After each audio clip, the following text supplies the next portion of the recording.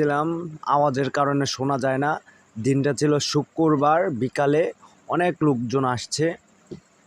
আমি একটু হাঁটার জন্য প্রস্তুত ছিলাম না, তাই ক্যামেরাম্যানকে সামনে দিলাম যেন আমাকে সুন্দরভাবে রেকর্ডিং করে দৃশ্যটা আপনাদের সামনে দেখায়।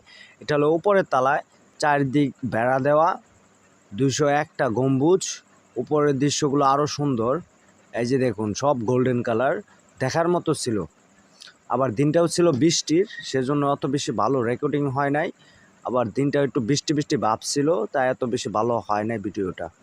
যে আরেকটু উপরে উঠবো আপনাদেরকে নিয়ে, এই দেখুন সৌন্দর্যটা অনুভব করুন। ইনশাআল্লাহ আপনাদের আমি দোয়া করি যেন আপনারা সবাই একবার না একবার আসুন 201টা গম্বুজ দেখতে। এই যে উপরের দৃশ্যটা আকর্ষণীয় ছিল, মানে বলার মতো না, খুবই সুন্দর, খুবই সুন্দর ছিল।